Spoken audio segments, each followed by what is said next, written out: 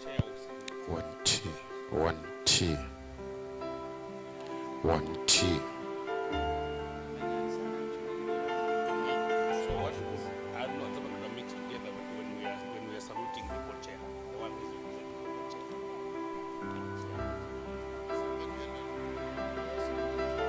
So then what will happen?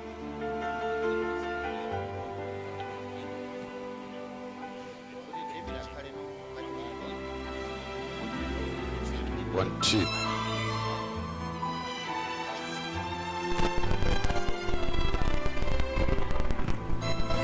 One T, one T.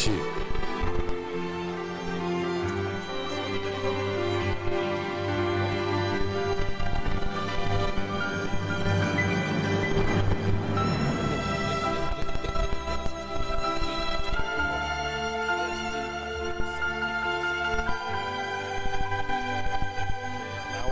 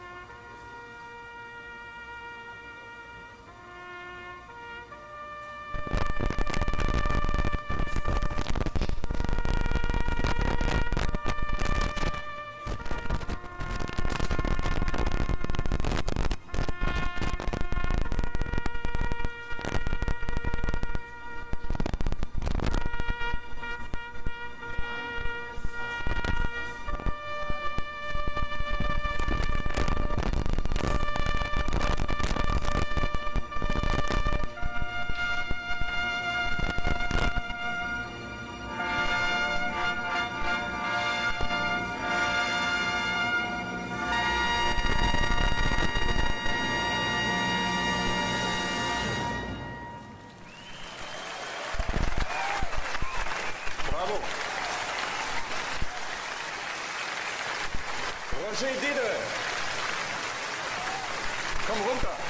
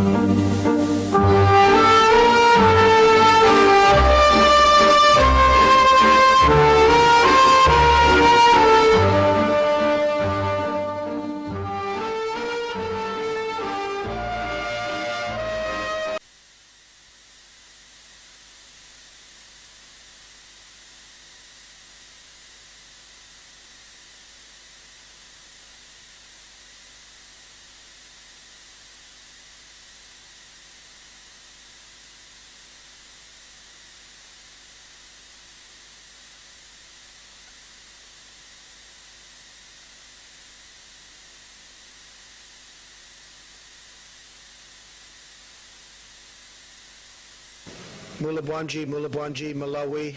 This is Donald Trump, your favorite.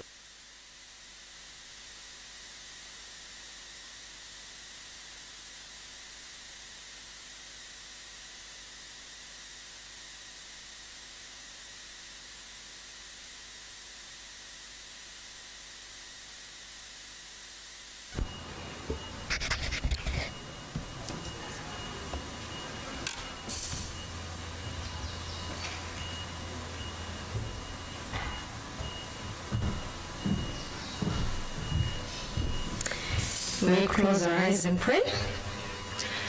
Dear Lord, thank you for this day that you have granted us. We pray that as we proceed with the deliberations during this symposium today and tomorrow, you light our path. We pray for everyone that has managed to come here, the people that are coming here. We also pray for their travel messes as they return to wherever that we're going. We pray that the discussions that were held here will propel the nation forward, security-wise and otherwise. In Jesus' name I pray, amen. Thank you so much, Lorraine from Partner FTH for that word of prayer. I would want to first begin by recognizing the presence of Deputy Defense Force Commander, Lieutenant General George Alexander Jaff Jr. I should also recognize Director Honorable Alekin Menyani, who is representing the MACRA Board Chair, and I think you're the only board member from MACRA present. I should recognize the MACRA Director General, Mr. Dawood Elvin Suleimani, and members of the executive management. I should also recognize the presence of Mr. Christopher Banda, who is the head of the Malawi SET team. I should also recognize the presence of Brigadier General Professor Dan Kuwali, the Commandant of the National Defense College, Malawi. Mr. Temba Arthur Kalua, our keynote speaker, the UN resident representative in Samoa, Cook Islands. Now, these are the spellings. Is it Mo and Tokelau? Something like that. Pronunciations. Dr. Elia Msiapazi Zulu, Executive Director and founder of the African Institute of Development Policy, who is also a partner and a discussant later on. I do recognize Dr. Rachel Sirande, founder and director of MHub, who is also a discussant in one of the panel discussions that we have later on. Mr. Clarence Gama, the CEO for Nico Technologies Limited. We will have, I know tomorrow, but of course we do have from FDH Financial Holdings a representative, but the group CEO, Mr. William Pinanjira, will join us tomorrow.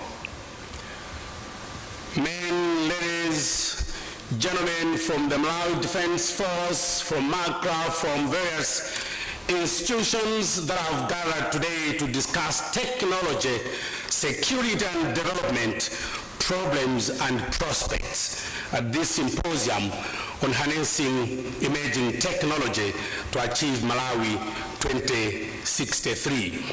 I should hasten to appreciate our hosts, the National Defense College of the Malawi Defense Force, the Malawi Computer Emergency Response Team, the Malawi Communications Regulatory Authority, who have brought us together to discuss on the theme, harnessing emerging technology to achieve Malawi 2063. It is hoped that this symposium will address challenges and of course opportunities posed by emerging technologies in the realm of national security and development in Malawi. This is why the hosts have brought individuals and institutions that are advancing the technology, national security and development agendas to access contemporary ideas that give the country's frontline services as a strategic advantage through cutting-edge capability to achieve the Malawi Agenda 2063. This morning, we will begin with some remarks. Of course, those remarks will be followed by a keynote address, and thereafter I will invite some two discussants who will bring in a few views and of course help us in unpacking the issues that we're discussing this particular morning. Ladies and gentlemen, at this moment, I would want you to join me in welcoming Lieutenant General George Alexander Jaff Jr., Deputy Commander of the Malawi Defense Force, who's going to make the first remarks. Lieutenant General.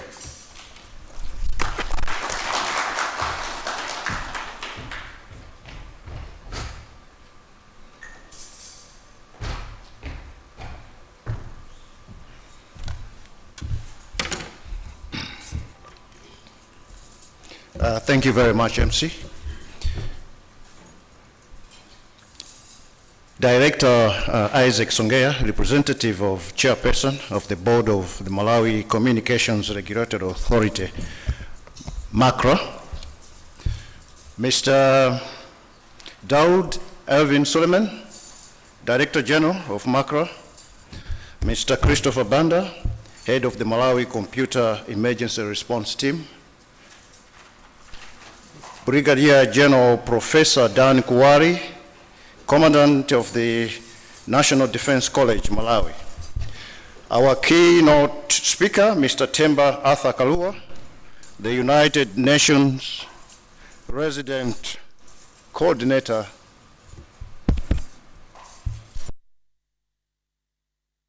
Neo and Tokelau. Can we have the microphone back, please?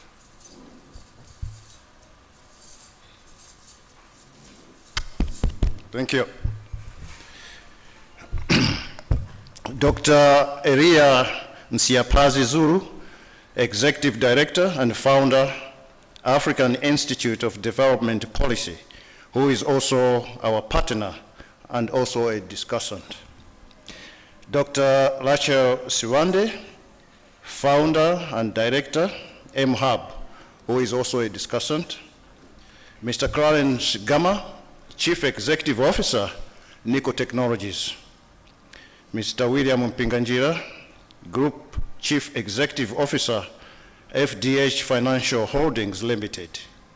All general officers are here present, all members of the executive management of MACRA, all government officials and heads of private institutions.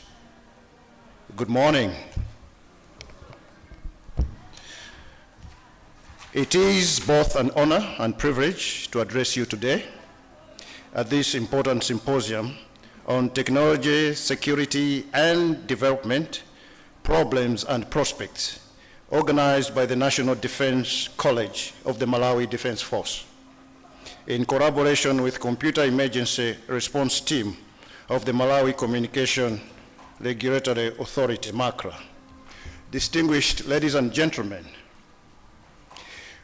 we are convening at this symposium here today at a pivotal moment in the history of our country, as we work together to harness the transformative power of emerging technologies to secure the future of Malawi and make significant strides towards the realization of Malawi Vision 2063.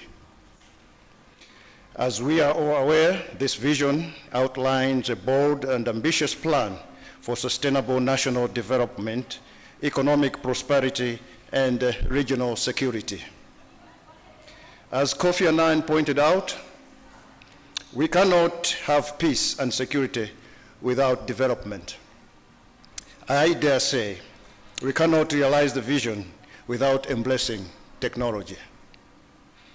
I believe the discussions we have here today will play a crucial role in helping us move closer to achieving Malawi 2063.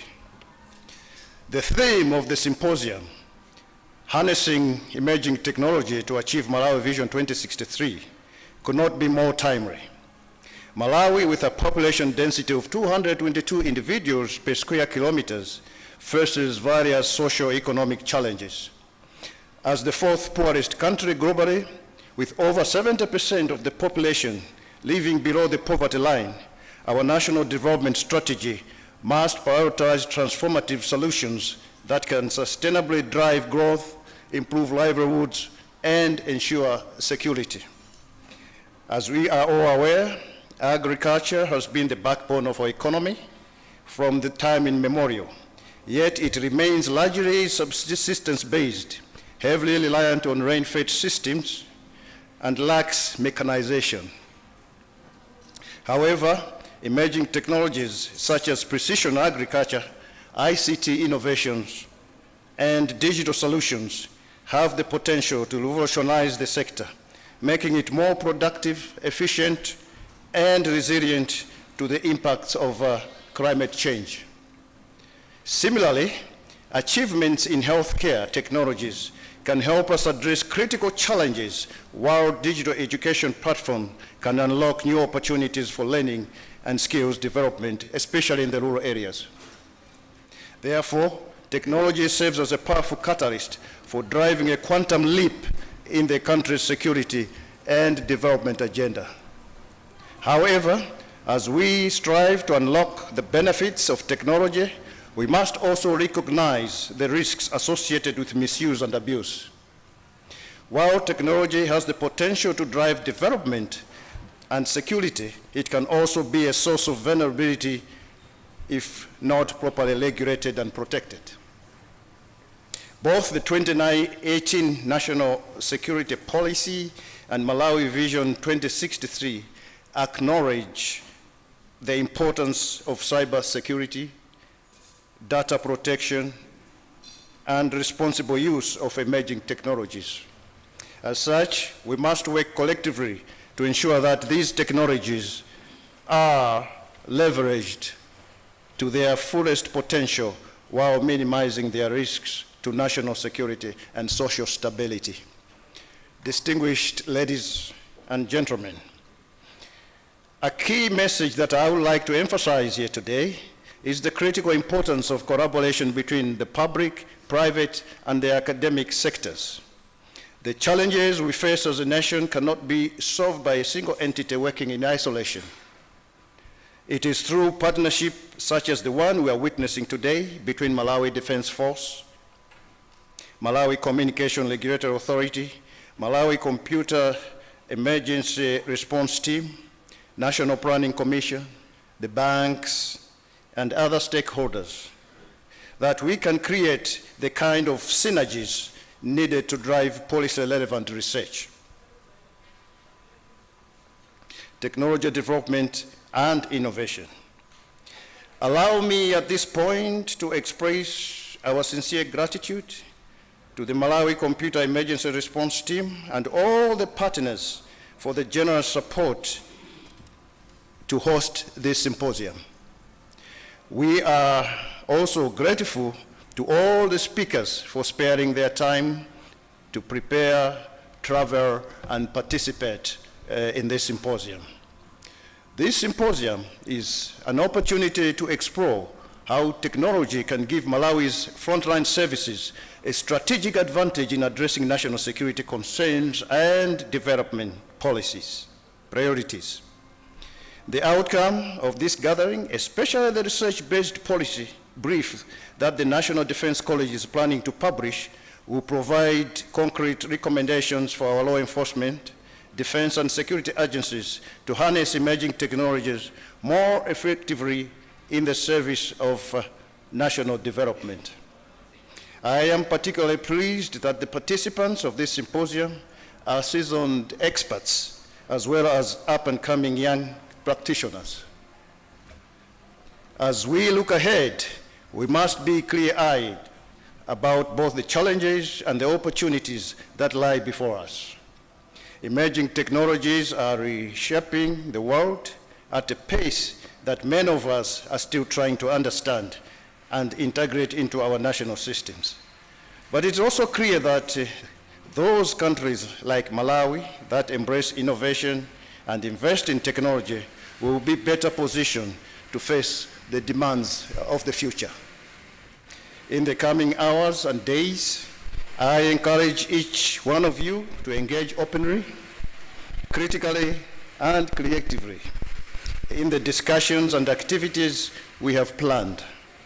Together, let us explore how we can harness the power of emerging technologies to accelerate the achievement of Malawi Vision 2063, improve national security, and ensure sustainable development for the future generations. As I conclude, I wish to reiterate the importance of this symposium, as we are not just talking about the future of technology, we are talking about the future of Malawi. Every idea, policy, and partnership that we forge here today will potentially change the trajectory of our country as envisioned in Malawi Vision 2063. I thank you, and I wish you all a successful, productive symposium. May God bless you all. Thank you.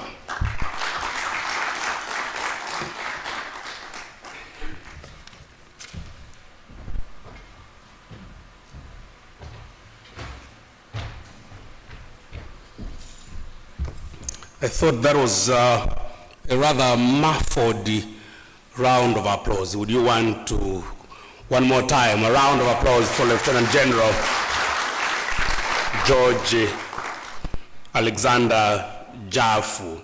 We cannot have development without harnessing technology, and it suggests that we are at a very critical juncture where collaboration and not working in silos will help us win. Ladies and gentlemen, Lieutenant General Jafu is the current Deputy Commander of the Malawi Defense Force, appointed on 13th May 2024 after serving as Chief of Staff at the Force Joint.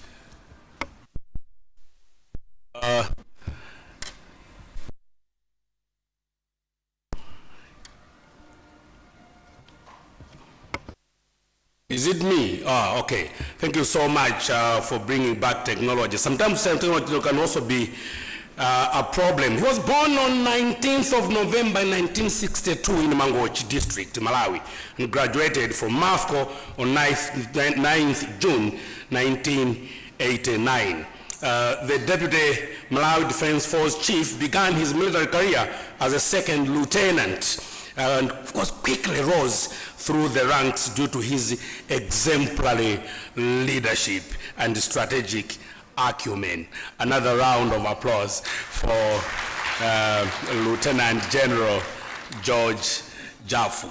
I was reminded that it seems like it is a robot speaking to this symposium. No, but who is this person? My name is Wisdom Chinkwede. I'll be your facilitator for the program this morning and the entire of the day.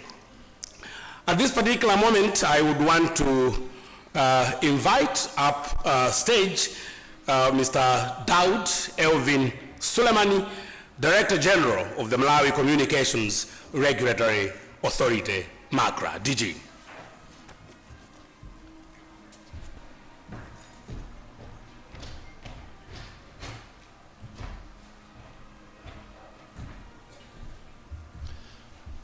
Lieutenant General George Alexander Jaffu, Deputy Commander of the Malawi Defense Force, allow me to ride on the already existing protocols that have been established, but also to take a moment and advise the rest of you that the generals are tall.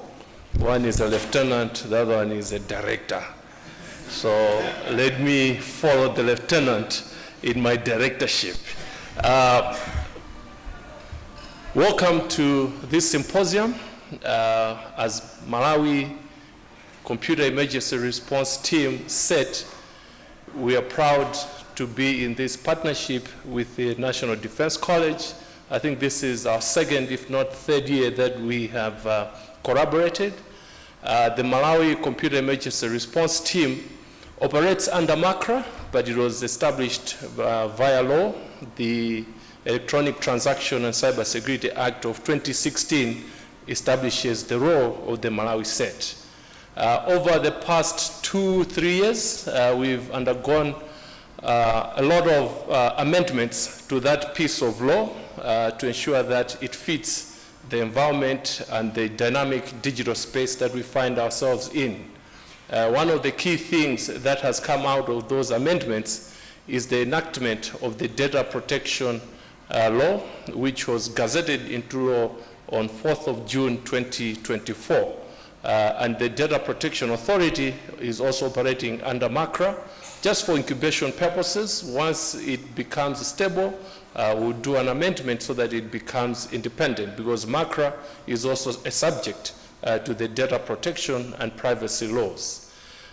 Some of the amendments that are coming in to the Electronic Transaction and Cybersecurity Act includes the introduction of the Cyber Crimes Bill, the Cybersecurity Bill, the Electronic Evidence, E-Evidence and Electronic Transaction Bill, the Digital Innovation and Entrepreneurship Bill.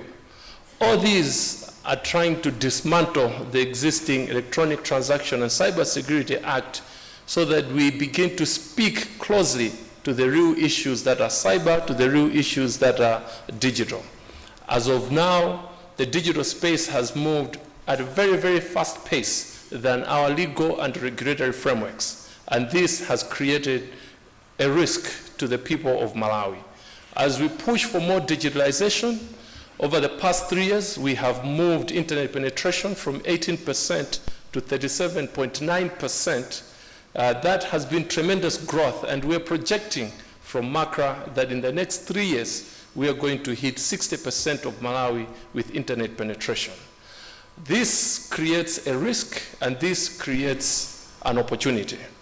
As we move towards that checkpoint, we would like to ensure that our legal and regulatory frameworks are in place, and most importantly, that we have very, very strong institutions that are going to provide the cybersecurity that our people in Chenachena, that our people in Malaka, that our people in Nyezelela, and that our people in Tandile do require. This requires a lot of partnerships. As I'm speaking to you, we've done a number of public consultations on the 4 pieces of law that I have mentioned. We have proceeded to submit these to the line ministry, and we are hopeful that they'll go through the normal process, and hopefully the next sitting of parliament, we should have the Electronic Transaction and Cybersecurity Act reduced and multiplied into 4 new acts that are going to provide further enhanced cybersecurity that we require. On the other hand, Malawi does not exist in a vacuum in the digital space. We need to collaborate with our partners, with our neighboring countries, as well as the world at large. Therefore, involvement of Malawi in global conventions, such as the Malabo Convention at an African level, the African Union Convention, as well as the Maputo Convention at the African level, is very, very key for us to establish a stable African cybersecurity platform that we can launch in. Further to that, Malawi has also been accepted into the Budapest Convention, becoming the 11th country in Africa to now join the Budapest Convention. I think that is a huge a point of success that we need to take note of, and that also creates certain requirements and certain movements that we as a country need to do on the ground. So you can see that in as far as the legal and regulatory frameworks, there are machines and there are movements that are happening. These need to be co-owned by both government via MACRA, as well as the members of the general public, members of the private sector, as well as other government institutions such as the Malawi Defense Force, Malawi Police, as well as the immigration.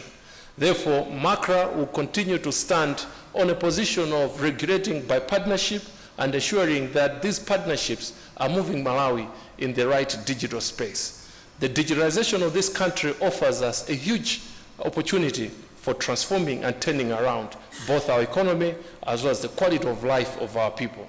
Therefore, in the next 5 years, if we all strive to put consolidated efforts in the digitalization efforts, we should see some turnarounds happening in this country.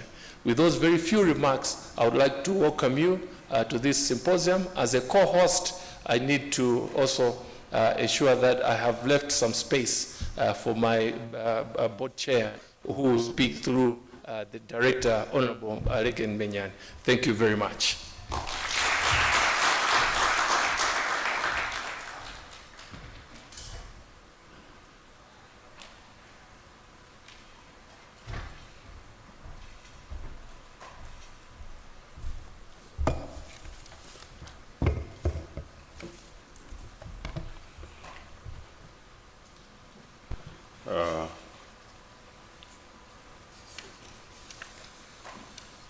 Lieutenant General George Alexander Jaff Jr., Deputy Commander, Malawi Defense Force, Director General for MACRA, Mr. Daud Elvin Suleiman, and all MACRA management present, Commandant of the National Defense College, Malawi, Brigadier General Professor Dan Kuwali, the United Nations Resident Coordinator for Samoa, Cook Islands, Niue, and Tokelau. United Nations the Executive Director and Founder of the African Institute of Development Policy, Dr. Elia Msiapazi Zulu, who is our partner and also a discussant. Founder and Director, MHub, Dr. Rachel Swande, who is also a discussant. Chief Executive Officer, Nico Technologies Limited, Mr. Clarence Gama. Group Chief Executive Officer, FDH Financial Holdings Limited, Mr. William Pinganjira, who will be joining us later. Good morning. It is a great honor for me, on behalf of the authority, to stand before you today at the National Cybersecurity Symposium for National Security Agencies. The symposium is being conducted in conjunction with the Malawi Defense Force through the National Defense College, NDC, and the Malawi Computer Emergency Response Team, MWSET. I would like to begin by expressing my gratitude to the organizers and participants for making this event possible. We are gathered here at a crucial moment as the world continues to experience rapid technological advancements and as cyber threats evolve with, as the Deputy Commander had said, unprecedented speed. Today, we are not only celebrating our shared commitment to the digital future, but also addressing the challenges and responsibilities that come with this. As technology becomes increasingly integrated into every aspect of our lives, be it education, healthcare, business, or governance, cybersecurity is no longer an afterthought. It is a fundamental pillar of progress, and safeguarding our digital environment is critical to the success of this nation. In Malawi, as across the globe, we are seeing more and more people and businesses relying on the internet for communication, commerce, and innovation. This offers enormous opportunities, but it also exposes us to potential risks. Cyber criminals and some very sophisticated let me pick that up again. Cyber criminals are becoming more sophisticated, and the threat landscape is expanding. These dangers are real and can affect everything from personal data to national security. Cyber threats take many forms, from malware to ransomware attacks to phishing, data breaches, and even cyber espionage. The consequences of these attacks can be devastating, not only financially, but also in terms of trust, reputation, and the stability of our institutions. For example, it is critical information infrastructure like our energy grids, banking systems, or healthcare networks were compromised. The impact could be catastrophic for the economy and for the people's lives. But this is not a battle that any one person, organization, authority, or country can fight alone. Cybersecurity is a shared responsibility. It is a challenge that requires collaboration across all sectors: government, private sector, civil society, and even at individual level. Everyone has a role to play in building a more resilient and secure digital future. Distinguished ladies and gentlemen, the National Cybersecurity Strategy recognizes the need to enhance cybersecurity coordination. Today, on behalf of my chair, I stand before you to address a critical issue that affects not only our national security, but also the safety and well-being of every citizen in Malawi: the urgent need for enhanced cybersecurity coordination. As we navigate an increasingly digital world, the threats we face are evolving at an unprecedented pace. Cyber attacks can disrupt essential services, compromise sensitive information, and undermine public trust. In Malawi, where digital transformation is gaining momentum, the importance of robust cybersecurity measures cannot be overstated, and it is imperative that we establish a coordinated approach to cybersecurity. We must foster collaboration amongst government agencies, private sector stakeholders, and civil society. Collaboration among these entities is essential to create a unified front against cyber threats. By fostering collaboration, we can share vital information, best practices, and resources, ensuring that we are better prepared to respond to incidents and mitigate risk. This collaboration will enable us to respond more effectively to incidents and mitigate risks. We need to invest in training and capacity building. Our workforce must be equipped with the necessary skills to identify and respond to cyber threats. By prioritizing education and awareness, we can empower individuals and organizations to take proactive measures in protecting their digital assets. Distinguished ladies and gentlemen, the Electronic and Cyber Security Act further confers on Malawi Communications Regulatory Authority the duty to ensure that information and communication technology users are protected from its undesirable impacts. Today's symposium is an important platform for learning, sharing knowledge, and building partnerships. Here we can discuss emerging threats, best practices, and innovative solutions. We can also explore ways to strengthen our legal and regulatory frameworks and enhance capacity building in cyber defense. Together, we must develop strategies that are not only reactive, but also proactive, anticipating threats before they manifest. It is also crucial that we invest in our people. Cybersecurity is not just about technology. It is about building a culture of awareness. We must equip our students, professionals, and citizens with the knowledge and tools to navigate the digital world safely. The cybersecurity workforce of tomorrow is being shaped today, and we must ensure that our education system provides the skills and expertise needed to keep up with this fast-evolving field. Furthermore, our national policies must evolve to keep pace with the digital revolution. This means strengthening our cybersecurity laws, ensuring that they are both effective and adaptable to the changing landscape. It also means establishing cooperation frameworks with regional and international bodies to share intelligence and best practices in combating cybercrime. At this point, allow me to reiterate that we are currently in the process of strengthening our digital laws, as was said by my Director General, by reviewing and developing digital laws, which include the cybersecurity and cybercrime and e-evidence bills.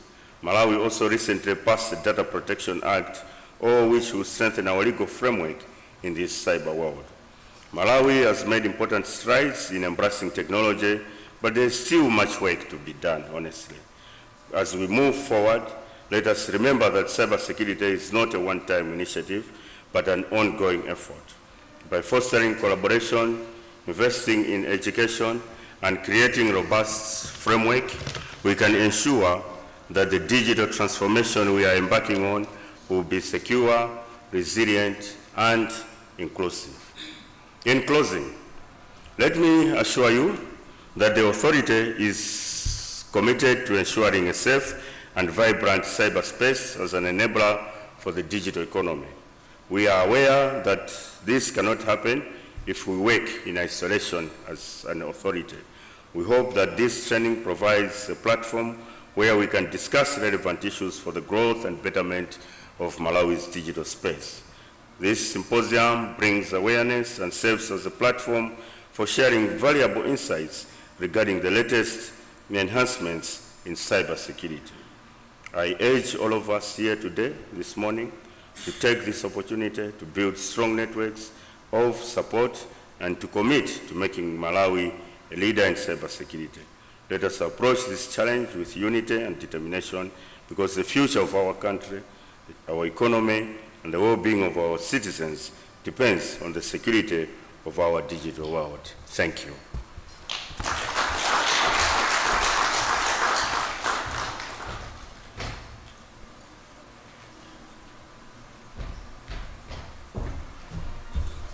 I took a bit of walking from there, I guess because DG suggested earlier on that this podium is for the tall. Macra suggests that in Malawi more and more people are becoming dependent on technology. But DG also suggests that technology or the digital space has moved at a faster pace than our laws.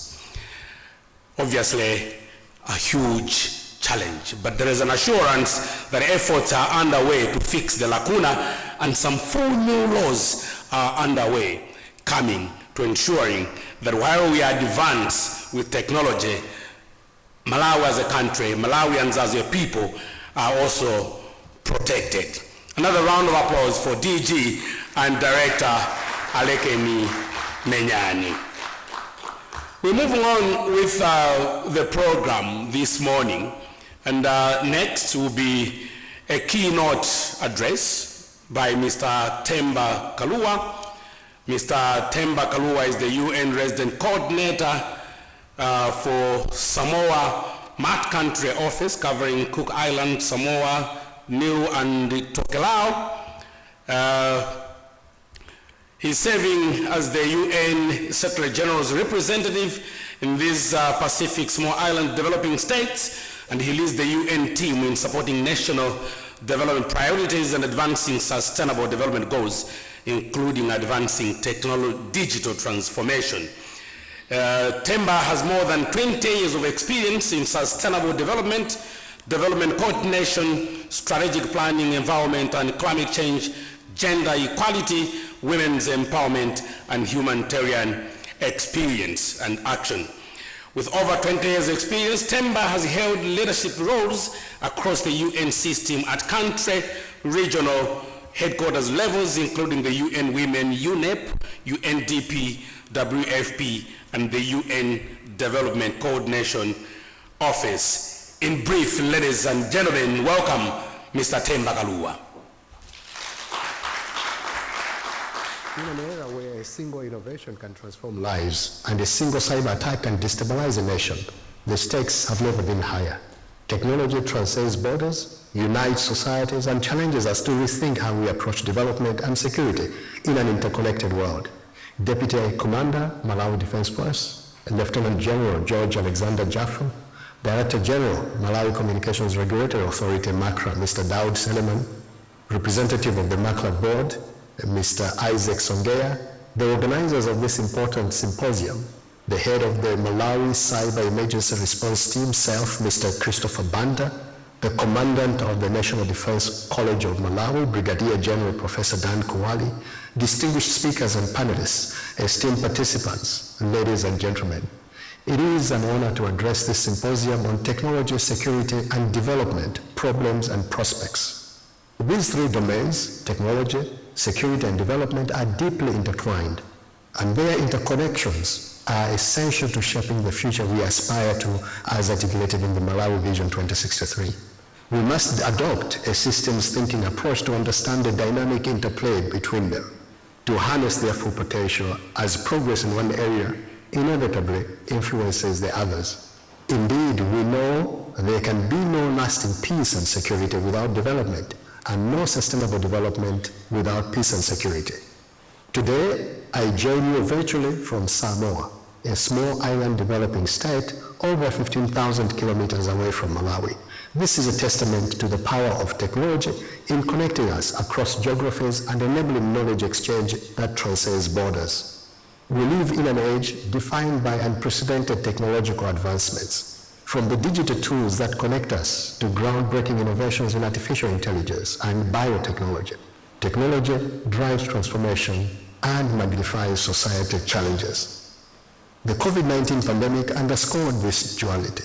While vaccines, a hallmark of technological progress, saved lives, millions of lives, they also revealed profound inequities. Some nations debated third or fourth booster doses, while others struggled to deliver a single shot.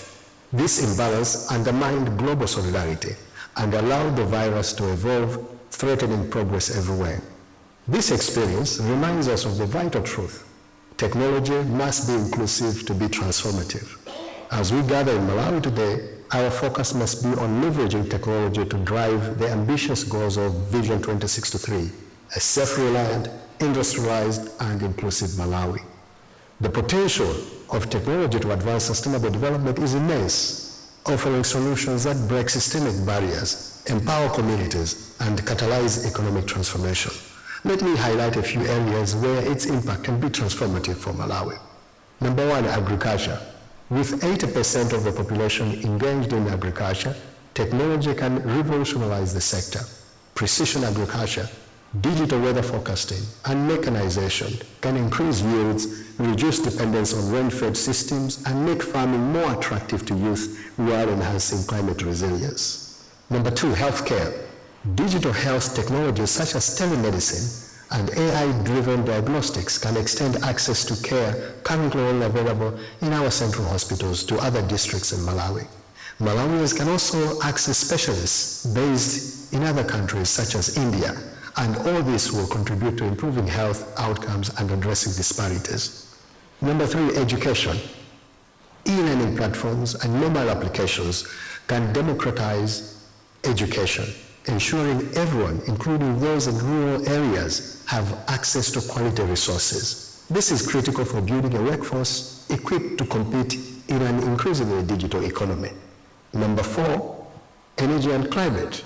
Renewable energy such as solar and wind, combined with advanced storage technologies, offer an alternative sustainable solution to hydro-generated electricity, which remains vulnerable to climate shocks. Access to affordable, clean energy will power industries, create jobs, and improve livelihoods.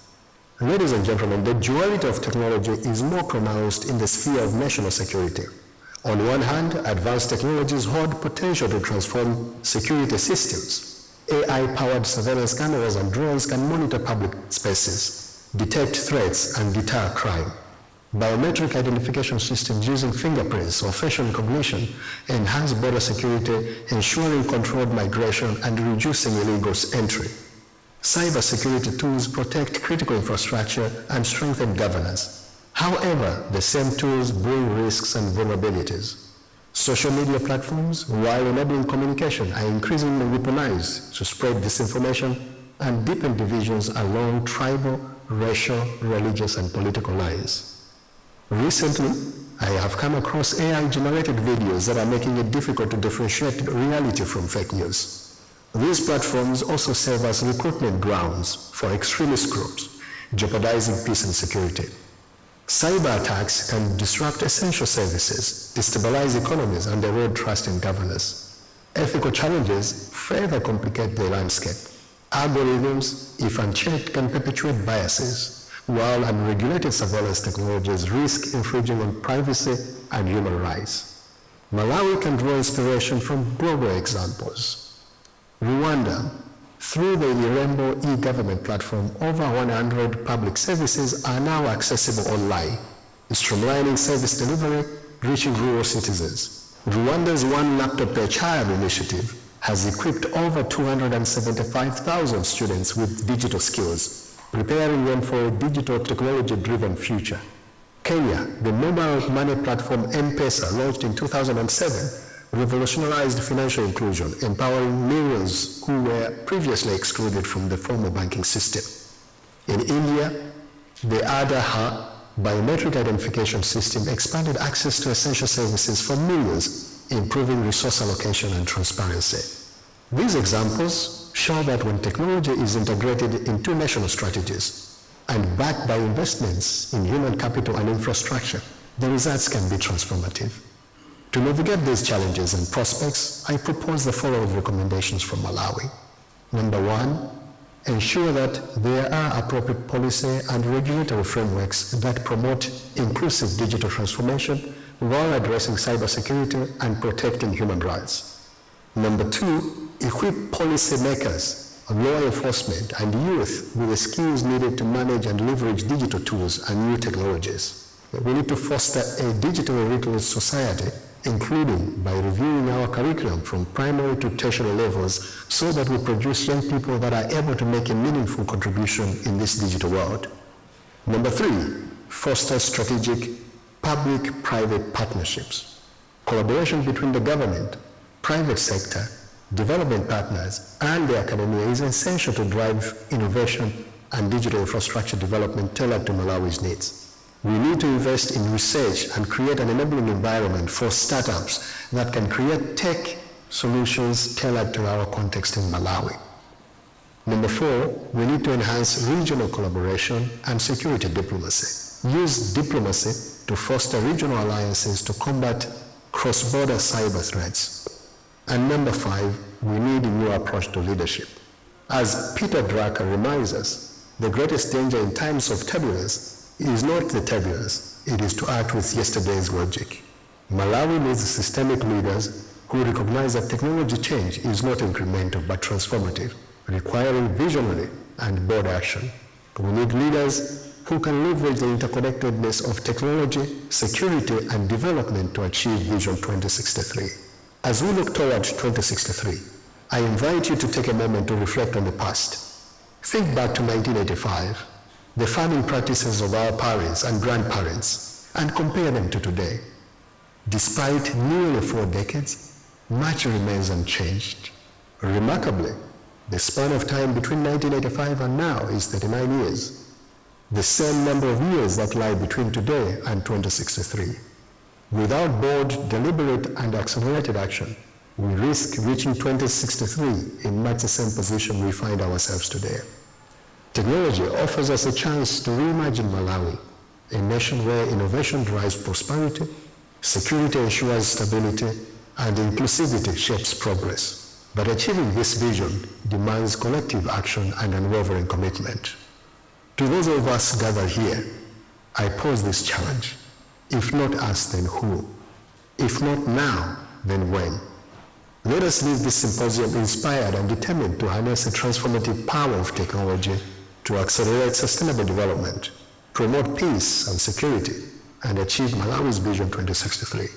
Together, we can build a Malawi that is not only resilient and self-reliant, but also a beacon of technology for the region and for the world. Thank you, and Ziko Mohambiri.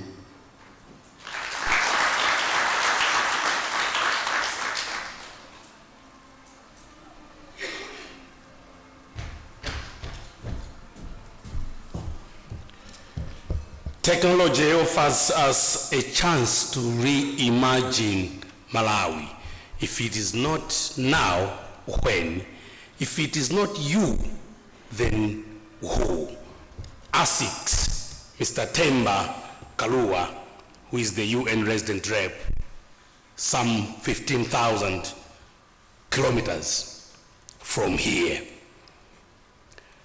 To broaden the discussion around what Mr. Kalua has presented, I will invite two discussants, one by one. I'll begin with Dr. Rachel Siwande, who is a senior officer at Artificial Intelligence for Africa at the world's largest philanthropic fund of development, the Bill and Melinda Gates Foundation.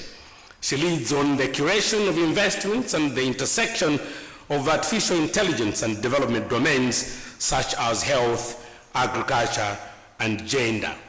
Prior to joining the Gates Foundation, Rachel served as a senior director, data for development at the United Nations Foundation Digital Impact Alliance, leading on big data, artificial intelligence, and machine learning development programs in health, agriculture, and disaster management in Africa.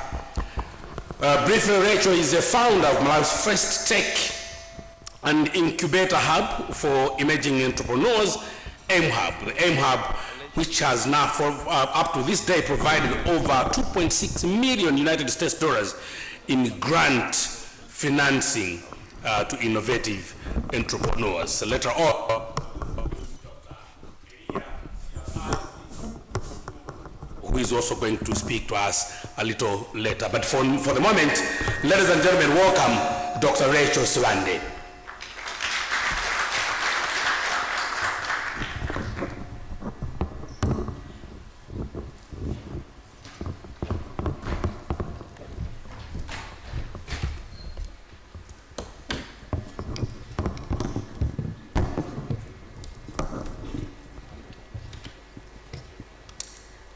Good morning, ladies and gentlemen. I'll try to observe the protocols.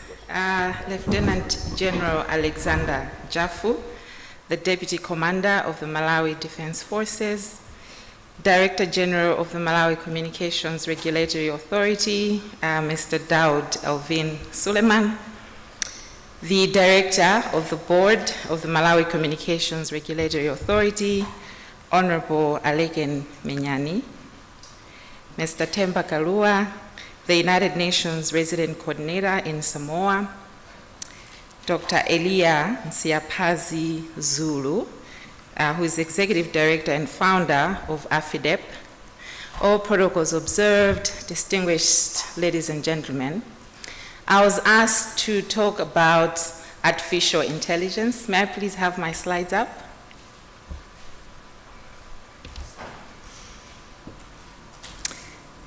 And so the way I'm going to structure my discussion this morning is to bring you to relate with AI, hoping that you've all at some point have interacted with artificial intelligence.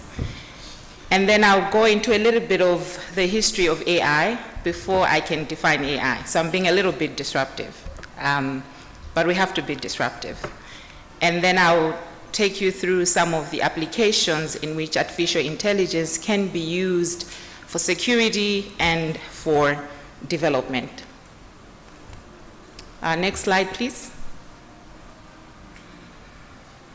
So I wanted to start off by checking in by show of hands, how many of you on a daily basis interact or get to use any two of the platforms that you see on the screen?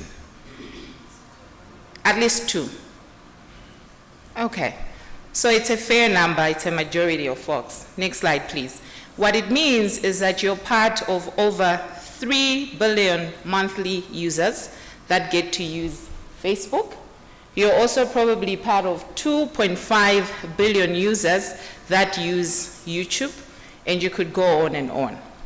And if you get to use any one or two of these platforms, then you have benefited from using artificial intelligence, although probably you did not know, or although it has been implicit. What I mean by that is, when you go to YouTube, if you watch 2 or 3 videos, have you ever wondered that the next moment it will be making a recommendation for you to watch a video that is very relevant to the previous ones that you watched? Or indeed, has it ever happened to you that you just had a conversation with someone, you mentioned about somebody, and they show up on your Facebook feed as people you might need to add? Anybody experience that? Pamela, you're laughing? Yeah, in fact, just last week, I was discussing my talk with a friend, and I mentioned to them that, it's a convening by the National Defense Force College, and our conversation spiraled, excuse me, General, to talk about Operation Wenzani. And, we threw out some names of, some army generals that were involved at the time. And the next day, this friend called me, and they were like, can you believe it? We mentioned XYZ, and they came up on my timeline as somebody that I might need to add. Is somebody listening to us? But well, I said, well, your Facebook is listening to you, right? So that's like an example of how you've probably benefited from AI, knowingly or unknowingly, because the systems are meant to be intelligent enough to understand the content you like and to personalize the feeds and the content that you get. Next slide, please. And so, in case you have not experienced AI, you still feel like, I don't think I have. I've got a message that I wanted to share with you from this morning, from this interesting gentleman. Please play it. Mulabwanji, Malawi. This is Donald Trump, your favorite president of the United States. I'm thrilled to be here in Malawi, an incredible country, at the Bingu International Conference Center, beautiful place, and meeting Rachel Sibande. I'm going to visit Lake Malawi later and eat jumbo too. Thank you, Malawi. You're doing a great job. Wow, so full disclosure, Donald Trump does not know me. This is AI generated. I made it yesterday, and I showed my niece, and she was like, wow, Auntie, Donald Trump knows you. And I said, no, this is AI generated. Now, if you had not experienced AI from the social media platforms that I showed, you just experienced it now. Unfortunately, this is on the extreme end. It's a deep fake. The extreme use, negative use of artificial intelligence. Sounded real, right? Did you hear how he gave a sigh even at the end? Please play it again before I move on. And notice his mannerisms. Mulabwanji, Malawi. This is Donald Trump, your favorite president of the United States. I'm thrilled to be here in Malawi, an incredible country, at the Bingu International Conference Center, beautiful place, and meeting Rachel Sibande. I'm going to visit Lake Malawi later and eat jumbo too. Thank you, Malawi. You're doing a great job. Did you hear that? Right, sounds funny, but what I was trying to show is that artificial intelligence has become so intelligent, superseding human beings. I was reading up some investments that we're making at work in AI, and there are some AI models just that have superseded in performance on PhD exams in biology, physics, and mathematics. They've exceeded human experts' performance by over 20% points. And as you could see in that video, elements of human speech and voice are being perfected by AI. When we talk about elements of human speech and voice, next slide, there are things like prosody. Prosody is the rhythm, the stress, the intonation of human speech, which is critical in conveying emotion or emphasis. Like right now, Mulabwanji, Malawi. Next slide. Thank you. Like right now, I am putting emphasis to what I am speaking. But AI has started to perfect that to the extent that it is difficult to distinguish what is AI generated and what is human generated. When you look at timbre, timbre is an element of human voice that is influenced by the characteristics of the individual. That makes it unique to the extent that even if I had a twin sister, our vocal cords would be different. The way my throat, my mouth, my nasal cavity carries my voice out would be different. But even AI is emphasizing and being able to learn these things. When you look at language, accents, for example, if you're a French speaker, you will know that there's a Parisian French, there's a Quebecan French, there's the Congolese French, Congo Kinshasa or Congo B. They are different accents. But AI is now being able to learn all those and to distinguish the differences to the extent that it's difficult to make a difference to say, is this AI generated or is this fake? And this has been taken advantage on by fraudsters, for example. There's an example I'm going to give later on where in Singapore, an executive got a video call from what they thought was their CEO in the organization and instructed them to transfer $35 million, but it was a fake video call because AI has perfected the art of human language, human conversation. Let's move to the next slide. But having said all that, you're probably wondering, what is AI? So AI is basically a subset of technology that allows computers and machines to think like human beings, to learn like human beings, and to make decisions like human beings. So now we have artificial intelligence systems that can generate a conversation, can understand context, comprehension, can understand images and even make decisions out of them better than human beings.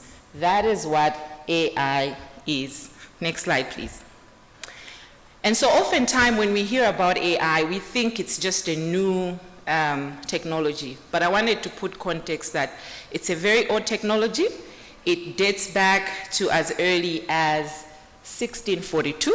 There was a French mathematician and inventor called Blaise Pascal. He designed a mathematical calculator at the time, and then in 1837, Charles Babbage, with what is usually called the first computer, this computer was programmed, or rather the instructions that were inputted into this computer were done by Ada Lovelace. This is a special story for me, so allow me to shed some light on Ada. Ada was the first computer programmer in the world, and she was a woman. Well, if you didn't know, take a pause. The first computer programmer was a woman. And because this is a military conference, you'd be interested to know that in 1980, the US Department of Defense named a programming language after Ada. And they still use it in critical systems like aviation and military applications. So, to all the women in the room, in the space, we can belong. There was Ada that went ahead of us.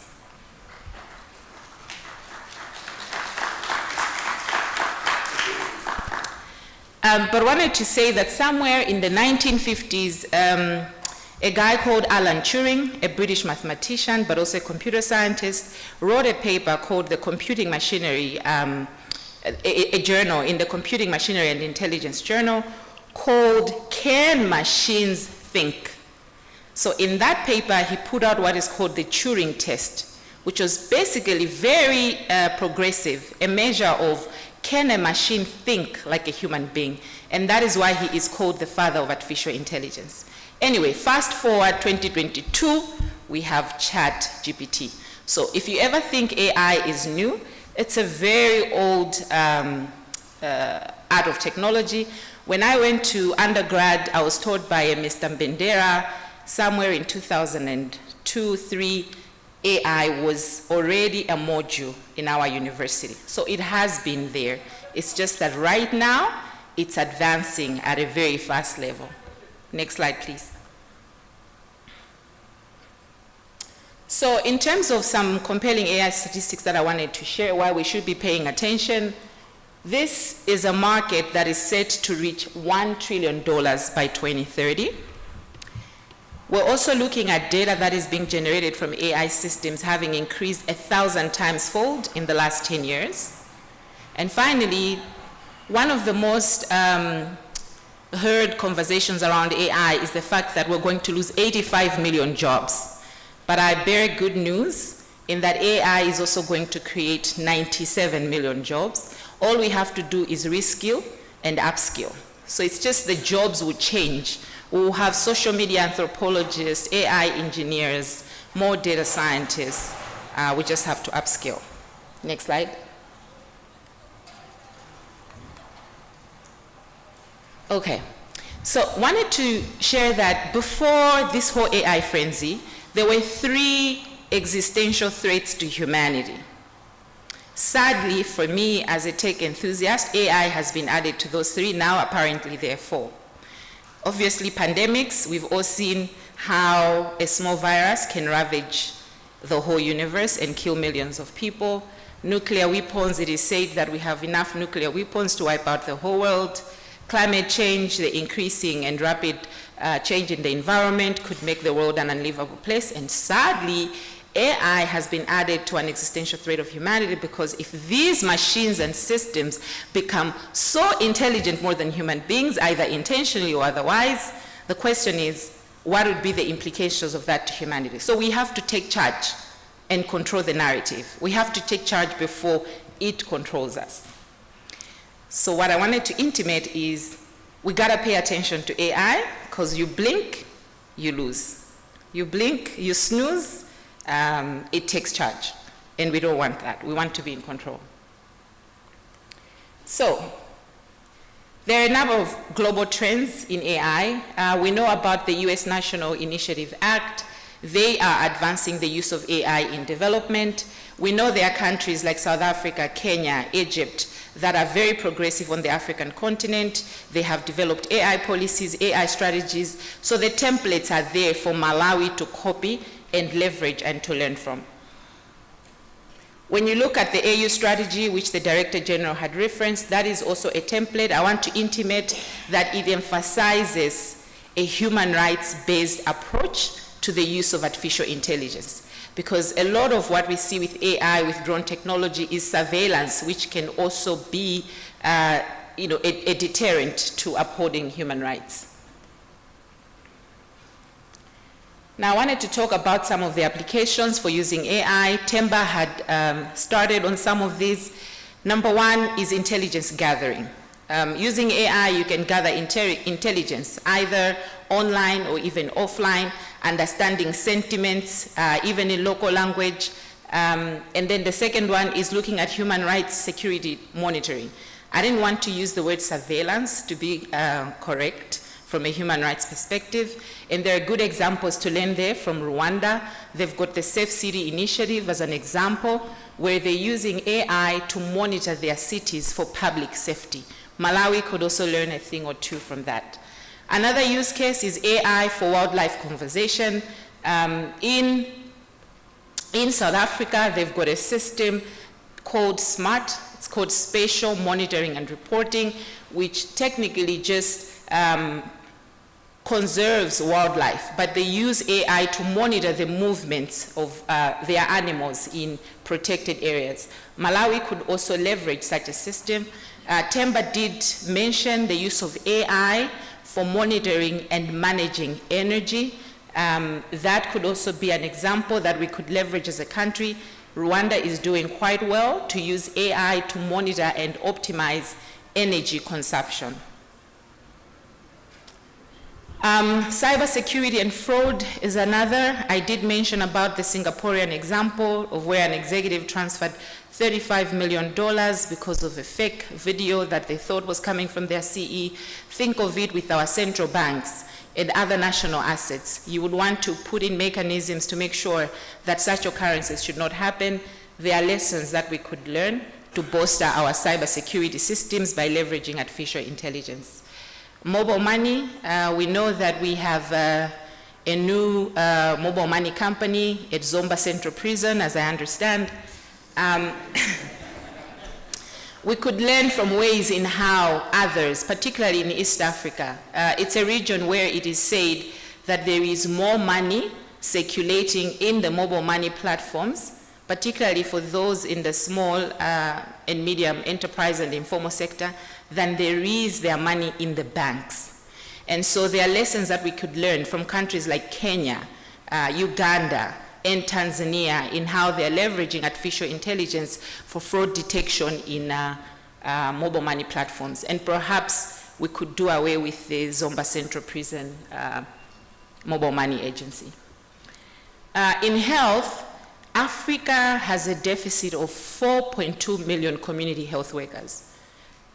The reality is we're never going to fill that because our countries have fiscal challenges that would not allow for us to employ those 4.2 million community health workers. The only way we can do that is to leverage technology, leverage AI to enhance clinical decision support, and make these community health workers more efficient. That is also an area that we can consider. And finally, for a country like Mozambique, where I have worked as well, we've leveraged the use of AI for disaster management. 60% of Mozambique's population is at risk of natural disasters yearly. 1% of their GDP is affected every year because of natural disasters. But they've leveraged the power of AI to predict when flooding is going to happen, which communities will be affected, and ultimately to make better decisions to protect their people.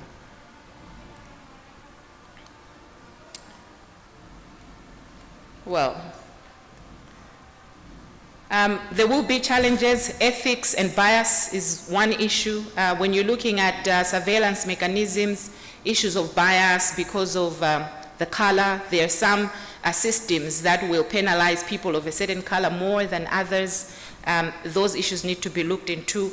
Ensuring that there is technical infrastructure that is in place to enable AI-driven solutions is ideal. And when we're talking about Malawi in particular, it is important that we are investing in our education system because it's all about building the talent pipeline.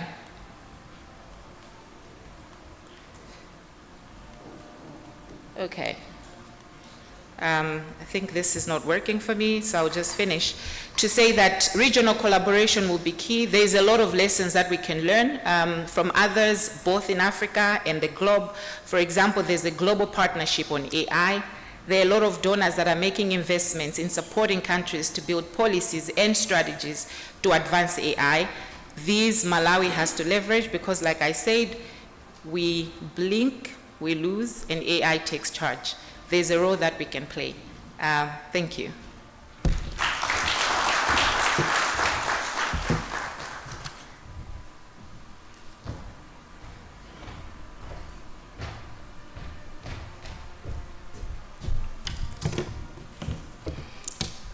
there was a first woman programmer. Another round of applause for Dr. Rachel Siwande. AI has become so intelligent, superseding humans. You blink, you lose. I guess we're getting better. It's getting sweeter, but kind of threatening as well. Did you see that? At this particular moment, I will invite Dr. Eliam Siapazi Zulu. You know, these names differ depending on where they come from. If it was after gender, it would be Zulu, but because it is on the western border, should be Zulu. And Dr. Eliam Siapazi Zulu is the executive director and founder of the African Institute of Development Policy, AFDEP, whose mission is to make evidence play a central role in shaping public policy formulation and implementation across Africa. Dr. Zulu has over 25 years experience in developing and managing research, capacity building and policy engagement programs on a wide range of population, health and sustainable development issues. He is the former president of the Union for African Population Studies and has served on numerous regional and global expert panels and committees to promote evidence-informed policies and development interventions across Africa. And of course, a notable accolade resulting from his leadership is the 2023 UN Population Award that AFDEP received to recognize its outstanding work in supporting African governments understand and determine sustainable policies to accelerate economic growth and socio-economic transformation through the demographic dividend. As we welcome Dr. Zulu, you might wish to know that he holds a PhD and a master's degree in demography from the University of Pennsylvania. Welcome, Dr. Zulu.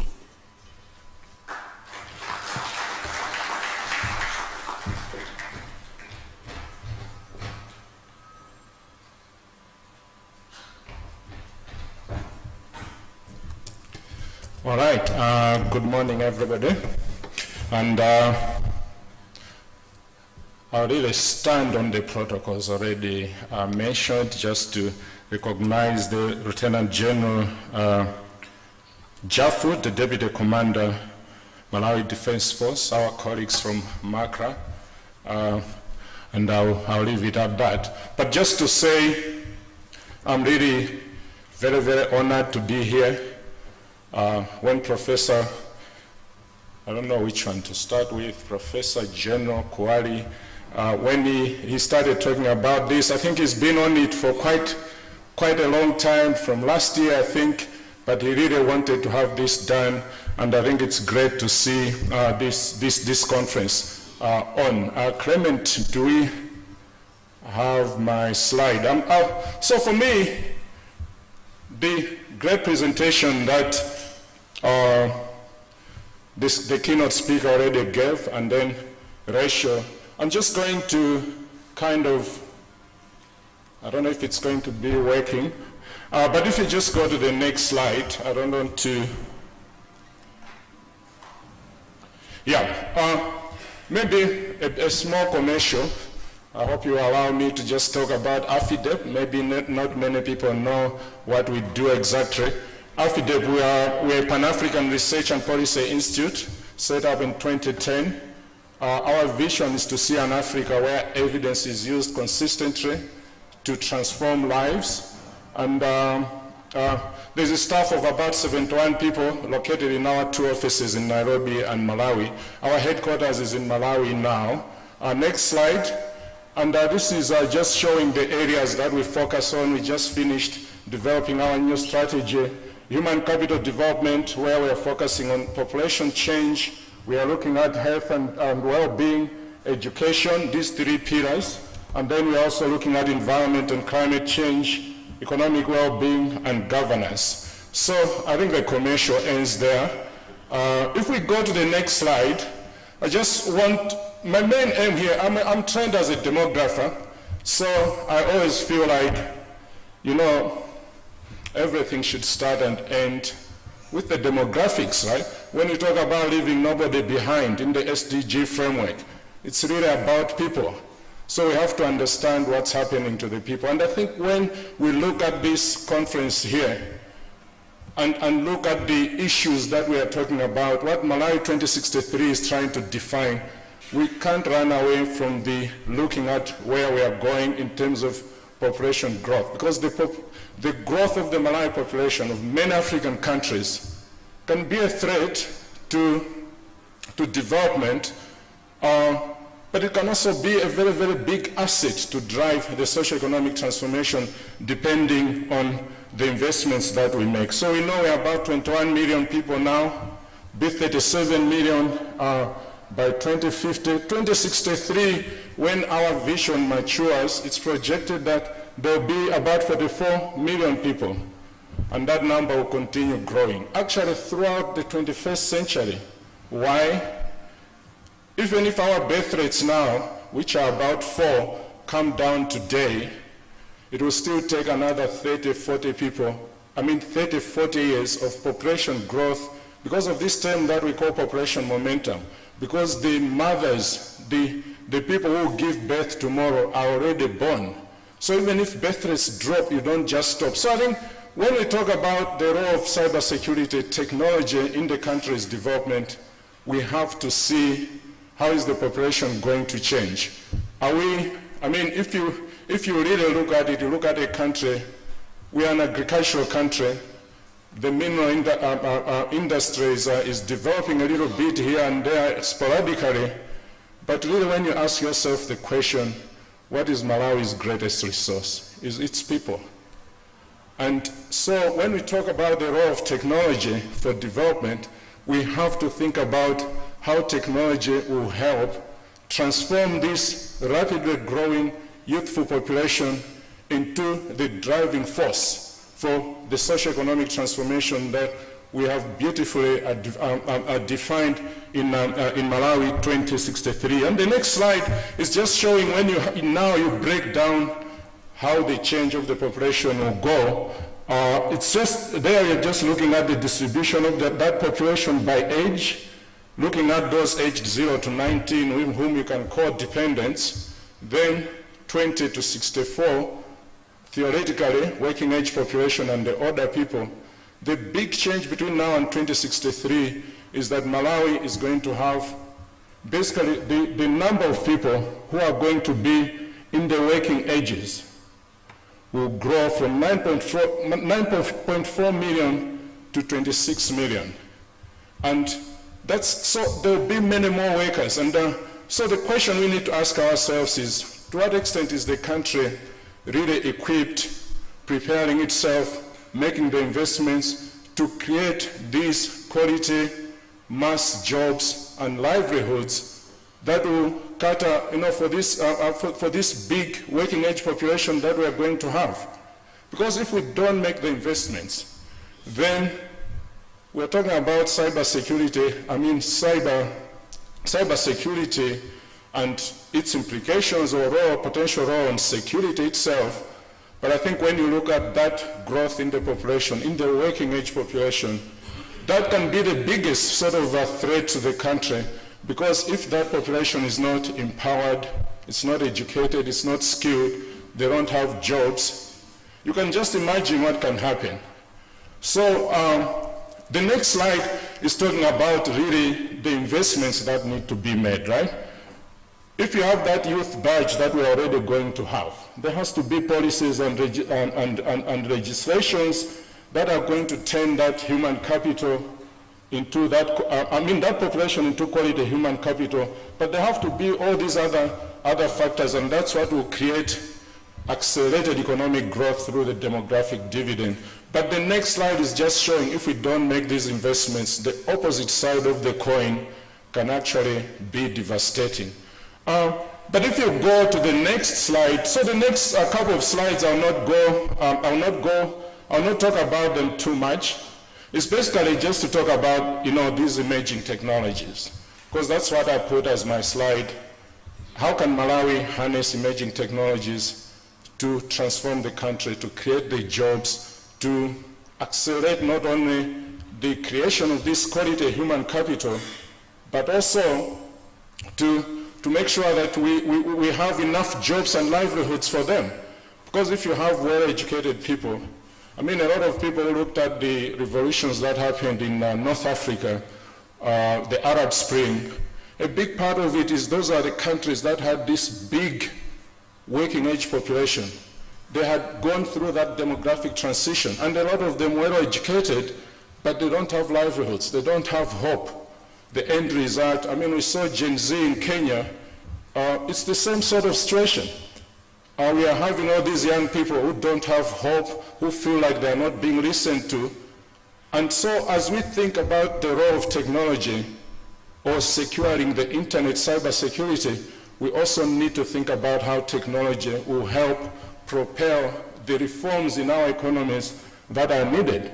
So these are really technologies, and I think the changes, we work a lot at AFIDEB with the African Union, out in NEPAD, and you know in 2017 the African Union, because of the recognition of the importance of these emerging technologies, they formed what they call a high-level panel for to promote emerging technologies in Africa, to advise governments. And they came up with a list of technologies, many of which I think Temba and Rachel talked about already before.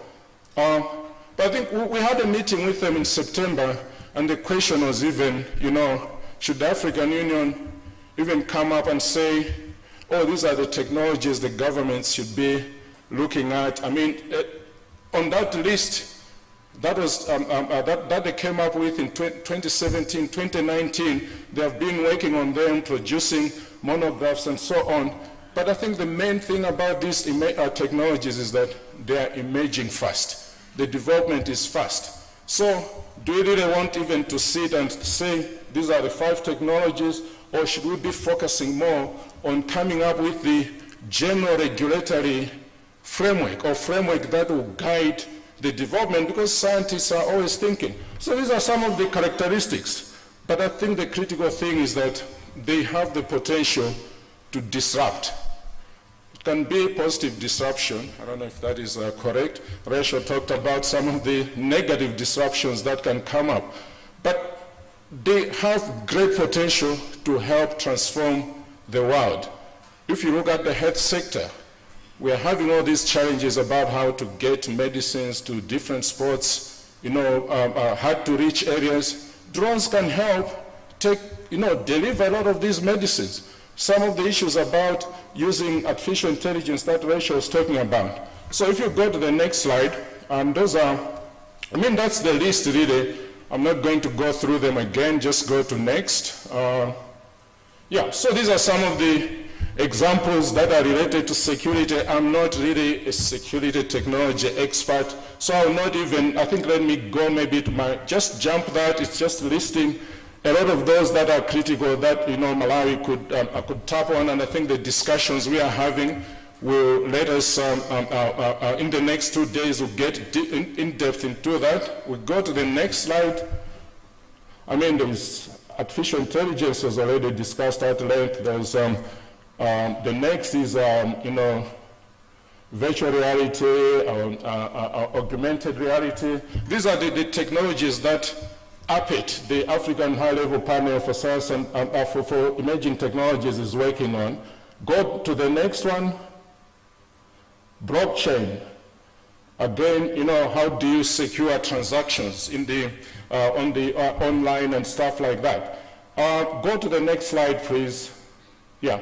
So this is what I was talking about in terms of the work that we do at AFIDEB.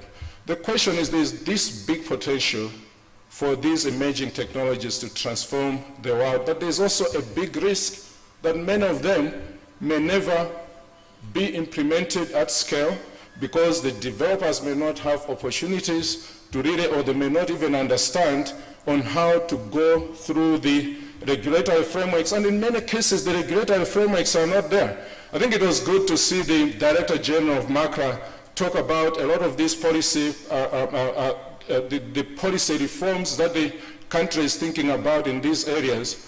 But really it's an area where we need to move fast on the regulatory framework part to make sure that we have mechanisms to test these technologies, and those who are really, that are promising, help propel them, and those that are really, that can work at scale, find ways in which we implement them at scale. Because the only way that that big population of 25 million workers that Malawi is going to have, to really create those mass jobs, to really address the health issues, to get universal education.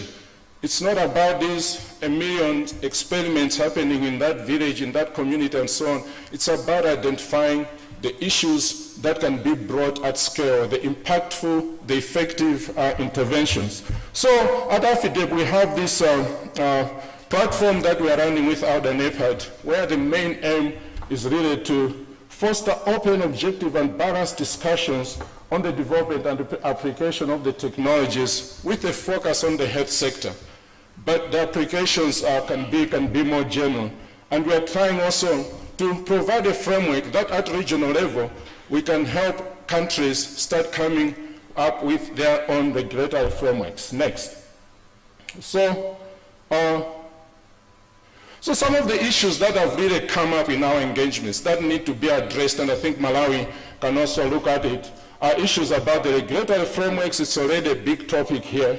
I think intellectual property management, this came up in a big way in a meeting that we had here in September. The engagement of youth, developing capacity. How do you help people commercialize? Next slide. The fifth one is infrastructure development. The emerging technologies are dependent on robust infrastructure, ICT, biobanks, electricity. So we need to find ways in which we can invest in this if we have to harness these technologies. Capacity strengthening, sustainability integration, sensitization, communication, how do we even frame and talk about that, and how do we reinforce collaboration, which is what this meeting is really about. And I'll just end with a couple of slides that are highlighting some of the processes. Next slide, please. That are really happening. I've already kind of alluded to this. In September, we had this meeting here, actually at BICC, where we brought experts who are working on emerging technologies from across the African continent to share experiences. And we also had the Africa High-Level Panel to really look at how do they look at the technologies that they are promoting, and how do they apply them to the health sector. So we've supported the panel come up with a monograph on how to translate those technologies and how to apply them to health. And we had the follow-up meeting in Nairobi just 3 weeks ago, where we met now the regional economic blocks, the health directors in these places, for them to see how they can adopt these for application or for adoption in their own regions. But I'm very, very glad, if you show the next slide, that for Malawi, the leaders of our universities were there at this meeting. We had the Vice Chancellor from Rwanda, the Vice Chancellor from MAST, and the Vice Chancellor from KUHES, really, and other professors, Professor Futso Bengo and others were there, who are leading the thinking on these things. So the innovation has to be really promoted from within the universities, because that's where most of the innovation. But more critically, I think the point that was made is it's not just about universities, because the vast majority of Malawian youth don't get the opportunity to go to university. How do we help reskill them? How do we bring these emerging technologies to reform TVET, the development of skills, because that's where the vast majority of the young people are. And as we are talking here, I think we need to think, when we think about implementing these reforms at scale, we need to think about how we get even outside the universities. And finally, the Minister of Health in Malawi has actually done a very, very great job with support from colleagues from KUHES in setting up, I think if we just go to the next slide, to set up, to institutionalize a process for health technology assessment in the country. So they have set up a health technology assessment task force, and the Minister of Health has now approved a framework on how this should be done. My good friend there, Dr. Lakengwira, actually presented this at the regional meeting here as well as in Nairobi. And a lot of countries now are coming up to say, wow, Malawi is really thinking about structuring this.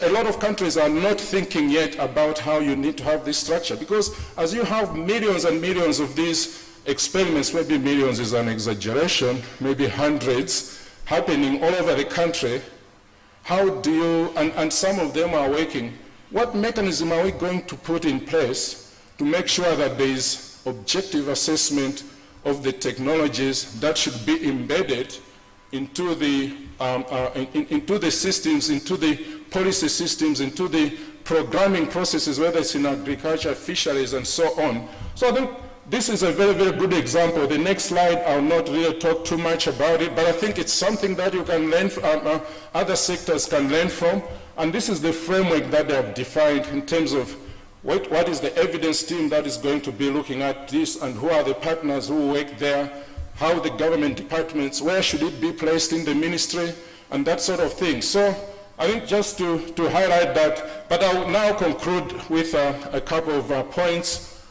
Basically, Malawi is at the crossroads. Temba said that everybody, I think everybody, as Malawians, we really, I always envy how you might sit on the flight from Nairobi or from wherever with a fellow Malawian that you've never met. After 10, 15 minutes, we get to speak to each other. We are relaxed people, right? But we talk a lot about our problems, and you can take 3, 4 hours, everybody is talking about, that is not working, that is not working. I think the point is we need to make sure that we are acting more, right? And this population can be a big resource. The world is aging.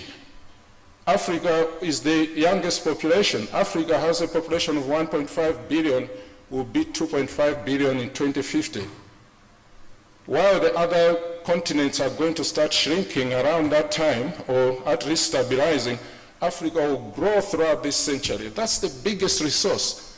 The other countries will need younger people to work there. But we also need to skill our young people to drive development in our own continent, as well as supply labor. And I think what technology will do is that people don't even have to physically relocate from Malawi to support a company that is in China or the US and so on.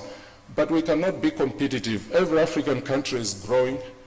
Countries where they are investing in technology, in their education, are now producing this generation of young people who the world can tap to. But if the level of education, the level of skills, the level of innovation doesn't change that much in our country, we'll not tap into this opportunity.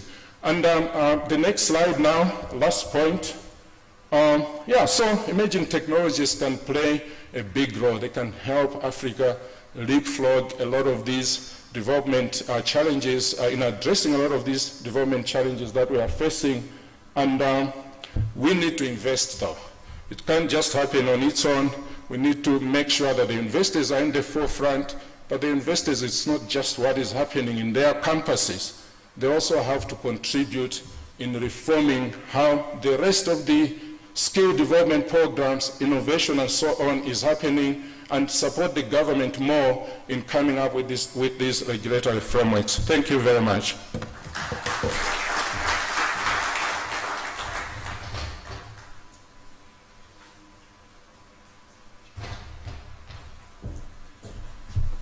Indeed, it's getting more interesting, but also more frightening, it does look like. Population can be an opportunity, but it